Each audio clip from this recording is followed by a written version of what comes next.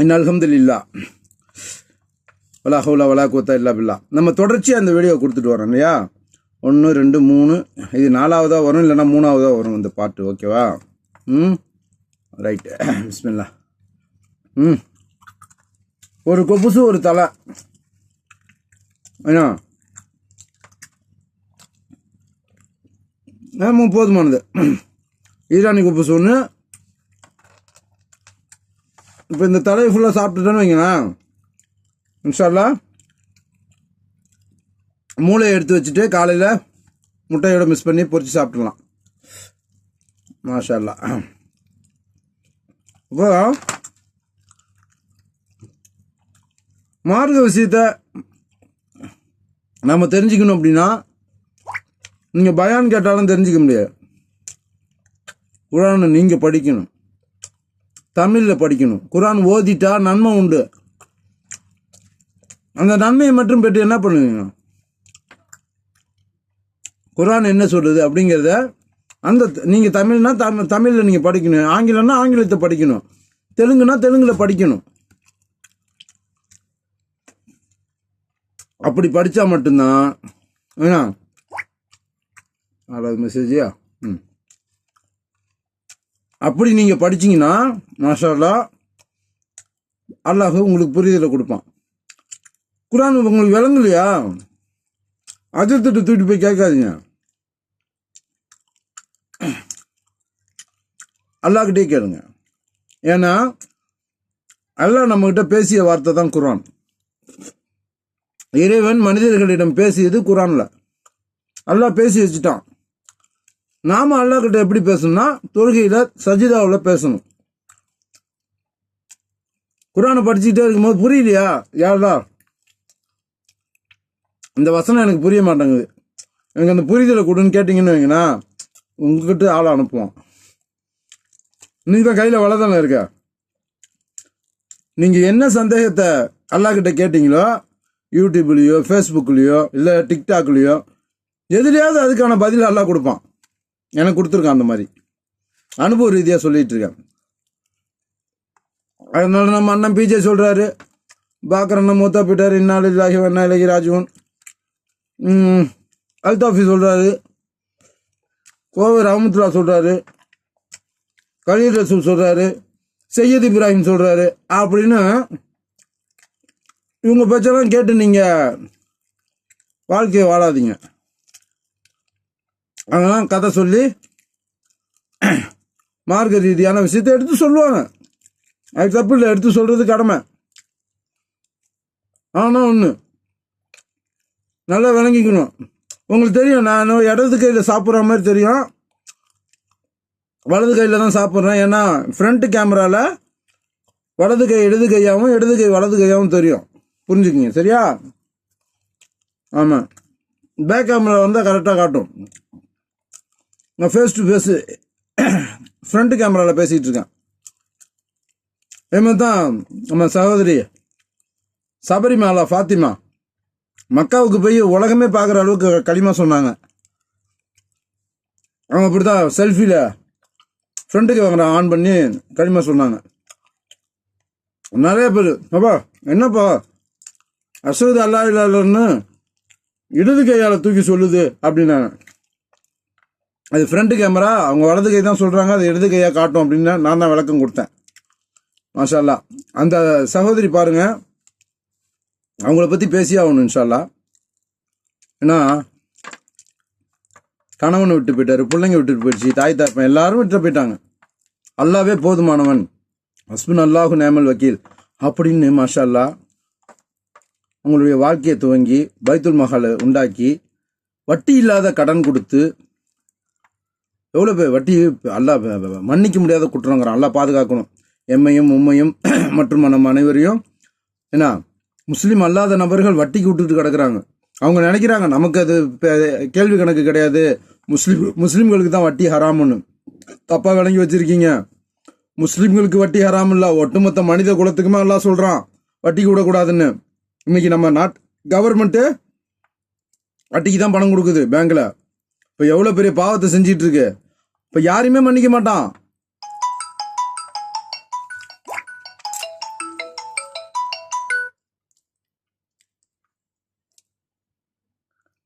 அஸ்ஸலாமு அலைக்கும் வரஹ்மத்துல்லாஹி வபரகாத்துஹு. अस्सलाम भाई और ले ले भाई कानफास बोल रहा हूं भाई யாரு? भाई हमसे पूछा भाई இல்ல யாருக்கு கான்ஃபரன்ஸ் போடுறீங்க?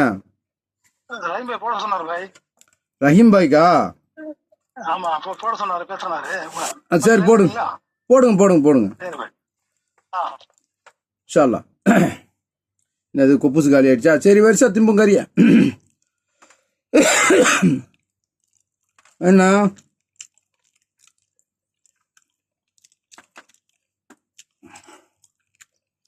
நம்ம தடா ரஹீம் அண்ணன் லைன்ல வர்றாரு.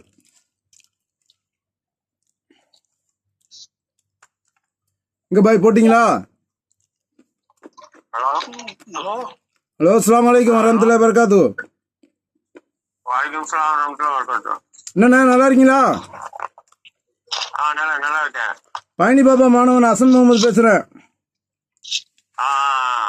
சரி சரி எங்க இருக்கீங்க? குவைத்தில் இருக்கேண்ணா. கத்தாரில் இருக்கும்போது உங்கள்கிட்ட பேசிட்டு இருந்தேன். ஆமா ஆமா இப்போ நான் குவைத்துக்கு வந்துட்டேண்ணா. அதான் பிஜே ஜெயின்ல தான் குடும்பத்தெல்லாம் பிரிச்சு விட்டாரா. சரி சரி சரி நம்ம அண்ணன்ட்ட பேசுனால சீமான் அண்ணன்ட்டா. ஆமா ஆமா தெரியும் தெரியும் சொல்லுங்க. சரி சரி. அம்ஜத் ஏதோ பிஸ்னஸ் பண்ணுறாராம். ஆமா பண்றாப்புல இரும்பு வியாபாரம் எல்லாம் பண்றாரு. சரி அதான் ஒரு 50,000 ரூபா பணம் நான் நகை கொடுத்து வாங்கிக்க சொன்னேன். வட்டி இல்லாமல் நம்ம கடன் கொடுக்குறோம். அது என்னன்னாக்கா அவர் என்கிட்ட எதுவுமே இல்லை, நீங்கள் யாரையாவது சொல்லுங்கள், நான் பேச சொல்கிறேன், ஜாமீன் போட சொல்கிறேன் அப்படின்னாரு. சரி நம்ம திமுக முக ஸ்டாலின் இருக்கார்ல, அவரை சொல்லுப்பா அப்படின்னு சிரிக்கிறாரு உளுந்து. அப்புறமா சொன்னார், பாய் பழனி பாபா பேரை வச்சு ஒரு கட்சி வச்சு நடத்துகிறாரு பாய், அவரை தெரியுமான்னு உங்களை கேட்டார். யாருன்னு கேட்டேன். தடா ரஹீம் அப்படின்னாரு. சரி அண்ணனை ஜாமீன் போட சொல்லுங்க தரேன் அப்படின்னேன். நீங்க நினைச்சாவே கொடுக்கலாம் அம்ஜத்துக்கு. நீங்க நினைச்சாவே கொடுக்கலாமே, நான் தான் கொடுக்கணுமா?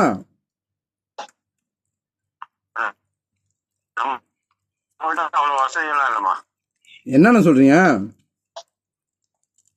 நானே ஒரு 7,000 ரூபாய் வாடகை வீட்டுல இருக்கேன். வாடகை வீட்லயா? என்னன்னு சொல்றீங்க? கார்லாம் போறீங்க வரீங்க, நான் வசதி வாய்ப்போடு தான் இருக்கீங்கன்னு நினைச்சேன். பசங்க போறோம் பசங்க. நானும் வசதி வாய்ப்பு இல்லை, நான் வாடகை வீட்டில் தான் இருக்கேன். இன்னும் வீடு கட்டல, இடம் வாங்கி போட்டிருக்கேன். அவர்கிட்ட கேளுங்க சொல்லுவார். அப்படியா? அது சரி அது சரி. ஒன்றும் இல்லைண்ணா, இப்போ நம்ம வசூல் பண்ணி தான் கடன் கொடுக்குறோம். தர்மம் தலை காக்குன்னு ஒரு வாட்ஸ்அப் தளத்தில் எல்லாரும் மாசமாச்சுனாக்கா பணம் கொடுப்பாங்க. அந்த பணத்தை சேர்த்து வச்சு வட்டி இல்லாமல் கடன் கொடுக்கறது, ஏழைகளுக்கு உணவு அளிப்பது, அனாதைகளை அரவணைப்பது, இப்படி பண்ணிட்டு இருக்கோம். ஆமா, அதுல இருந்தா நம்ம அம்ஜத்து தானே ஒரு பேரு. அதுதான். இப்ப நீங்க ஒத்துக்கிறீங்களா? அவரு பணம் கொடுக்கலன்னா நீங்க தான் கொடுக்கணும்.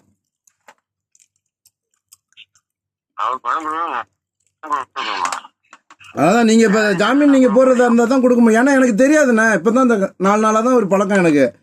அவர் 5,000 ரூபா தரேன்னு சொன்னேன், பிள்ளைங்களுக்கு சாப்பாடு வாங்கி போடுங்க அப்படின்ட்டு. அப்புறம் எனக்கு கடன் கொடுத்தவொடனே கொடுக்காததுனால இப்போ 2,000 ரூபா போட்டு விட்டு அவர் அரிசி வாங்கி போட்டார் வீட்டுக்கு.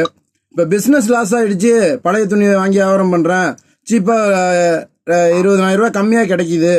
அதனால் நீங்கள் 50 ரூபா கொடுத்தீங்கன்னா ரொம்ப ஹெல்ப்ஃபுல்லாக இருக்கும்பா, நான் திருப்பி கொடுத்துருவேன் அப்படிங்கிறாரு. என் தங்கச்சி தான் அக்கௌண்டடு. என் தங்கச்சிகிட்ட பேசுனதுக்கு, ஆனால் கொடுத்து ஏமாந்தது வரைக்கும் போதும், அதுவும் சென்னை ஆளாக இருக்குது, எனக்கு நம்பிக்கை இல்லை, நான் கொடுக்க மாட்டேன், நீங்கள் அவர் நகை கொடுத்தாருன்னா வாங்கிட்டு போக சொல்லுங்கள், இல்லைன்னா வண்டியை கொண்டாந்து கொடுத்துட்டு பணம் வாங்கிட்டு போங்க சொல்லுங்கன்னு சொல்லிடுச்சு. இவர்கிட்ட என் தங்கச்சிகிட்ட பேசினார். அவர் என்ன சொன்னார் தங்கச்சி?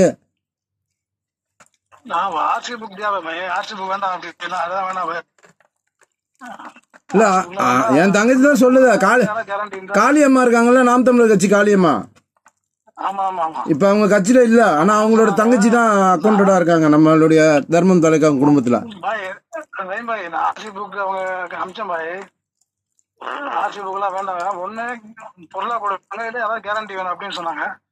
அம்ஜத் பாய், அம்ஜத் பாய், நான் வந்து அல்லாவை ஒரு சாட்சியாகவும் நம்ம தடாரஹிம் அண்ணனை ஒரு சாட்சியாகவும் வச்சு நான் உங்களுக்கு பணம் கொடுக்குறேன். நான் தங்கச்சிட்ட பேசுகிறேன், காலையில் பேசிட்டு உங்களுக்கு சொல்கிறேன். சரி பாய்.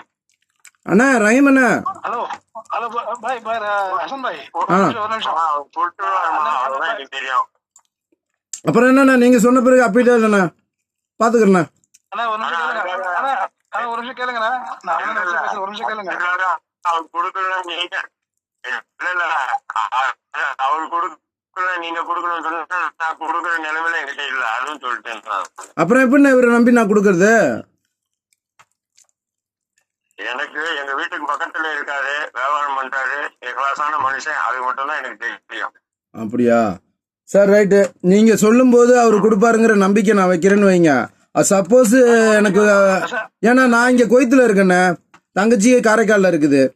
இப்போ இவர் பணம் வாங்கின பிறகு டெலிஃபோனை இவர் கட் பண்ணிட்டாருனாக்கா நான் இவர் எப்படி நான் வந்து தேடுறது? ஏதாவது செக்யூரிட்டி வேணுமில்ல எனக்கு. இல்ல இல்ல அது தேர்றது நீங்க என்கிட்ட வாங்க, அது நான் அது ஆளை பிடிச்சு கொடுக்குறேன். அதெல்லாம் அப்போ ஓகேண்ணா ஓகேண்ணா. நீங்க நம்ம வீட்டுக்கு அப்போ சரிண்ணா. நான் ஒன்று சொல்றேன் கேளுங்க பாய். ம் ரஹீம் பாய் வச்சு பேசுறேன் கேளுங்க பாய். பாய் மாசத்துக்கு ஒரு டேட் எனக்கு கொடுத்துருங்க பாய். அந்த டேட்ல இருந்து அக்கௌண்ட்ல போட்டு நான் வரும் காசு.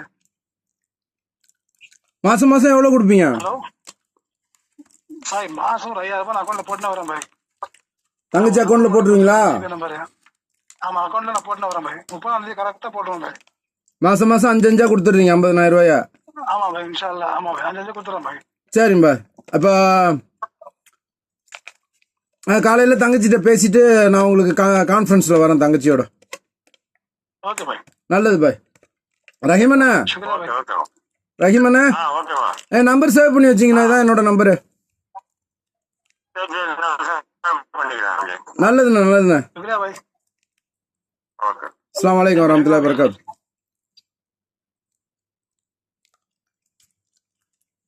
அம்ஜத். ஹலோ அவர் ரஹீம் அண்ணன் போயிட்டாரு. சரி சொல்லுங்க பாய். காலையில் இப்போ மணி என்ன ஆகுது இப்போ ஊரில்? இப்போ 12:10 பாய். 12:10. தங்கச்சி இன்னொன்று தூங்கிட்டு இருக்கோம். காலைல அது 4 மணிக்கு எந்திரிக்கும். சரி பாய். ஏஞ்சி குரான் படிச்சுக்கிட்டு இருக்கோம். நான் சரி பாய். நீங்கள் காலைல எத்தனை மணிக்கு ஃபஜர் தொழுதுட்டு ஃப்ரீ ஆகுவீங்க? பாய் எனக்கு ஃபஜர் வந்து 4:55 பாய். 4:55. 6 மணிக்கு எனக்கு ஃபோன் பண்ணு. 5 வெளியே வந்துடும் நாங்க. 6:30 மணி இல்லை 6 மணிக்கு ஃபோன் பண்ணு. நான் பண்ணுவேன் பாய். இந்தியா டைம் 6 மணிக்கு எனக்கு ஃபோன் பண்ணுங்க. நாளைக்கு காலையில் 6 மணிக்கு பாய். காலையில் 6 மணிக்கு நீங்கள் ஃபஜர் தொழுதுட்டு 6 மணிக்கு கரெக்டாக பண்ணீங்கன்னா தங்கச்சி 6 மணிக்கு ஃப்ரீயாக இருக்கும். சரி பண்றோம் இன்ஷா அல்லாஹ். ஏன்னா ஞாயிற்றுக்கிழமை தானே. ஆமா பாய். ஆனால் பசங்களாம் ஸ்கூலுக்கு அனுப்புகிற வேலை இல்லை, எல்லாம் பிள்ளைங்க தூங்கும். தானே தங்கச்சி காலையில் ஃபஜர் நேரத்துக்கு எழுந்திரும் குரான் படிச்சுட்டு உட்காந்துருக்கோம். சரி இன்ஷா அல்லாஹ் அந்த டைமில் ஃபோன் அடித்தா நானும் ஃப்ரீயாக இருப்பேன். எனக்கு நாளைக்கு ஸ்கூல் இங்கே ஸ்டார்டிங் ஆகிடும். 7 மணிக்கு எனக்கு ஸ்கூலு. அப்போ 6 மணிக்கு பண்ணாதான். ஆனால் 7 மணிக்கு பண்ணீங்கன்னா ஃபோன் எடுக்க மாட்டேன். 6 மணிக்கு கரெக்டாக 6 மணிக்கு பண்ணுங்க. பாய் எனக்கு ஹெல்ப் பண்ணதுக்கு ரொம்ப ரொம்ப சுக்ரியா பாய். அல்ஹம்துலில்லாஹ். எல்லா புகழும் அல்லாஹ்வுக்கு. வச்சு நான் ஒரு இதை வச்சு பாய் துவா செய்யுங்க பாய். இதை வச்சு நான் அப்படியே லிஃப்ட் ஆனோம் பாய். இன்ஷா அல்லாஹ். நீங்கள் ஒன்றும் இல்லை பாய், நான் இப்போ ஹெல்ப் பண்ணுற மாதிரி அதுமாரி மற்றவங்களுக்கும் கஷ்டம்னு வரும்போது ஹெல்ப் பண்ணுங்க. ஆனால் இந்த மாதிரி நான் எவ்வளோ தெளிவாக இருக்கிறேனோ அந்த தெளிவோடு இருங்க, ஏமாந்துடாதீங்க. கண்டிப்பா கண்டிப்பா பாய். இல்லை உங்களுக்கு ஒரு நம்ம கத்துக்கணும் பாய். ஆமாம். இப்போ அண்ணன் வந்து சொன்னார், அல்லாஹ் சாட்சியாக இருக்கான். இந்த 2 சாட்சி தான் எனக்கு. கண்டிப்பா பாய். பாய் கரெக்டா 30ஆம் தேதி எனக்கு ஒரு ஜிபே நம்பர் கொடுத்துருங்க பாய். அதில் போட்டுன்னு வருவேன். அப்படியே ஸ்கிரீன்ஷாட் உங்களுக்கு அனுப்பிச்சுன்னு வருவேன். இன்ஷா அல்லாஹ் நீங்க பாருங்க. ஓகே இன்ஷா அல்லாஹ். சரி பாய். சரி கட் பண்ணிங்க. அஸ்ஸலாமு அலைக்கும் வரஹ்மத்துல்லாஹி வபரகாத்துஹு.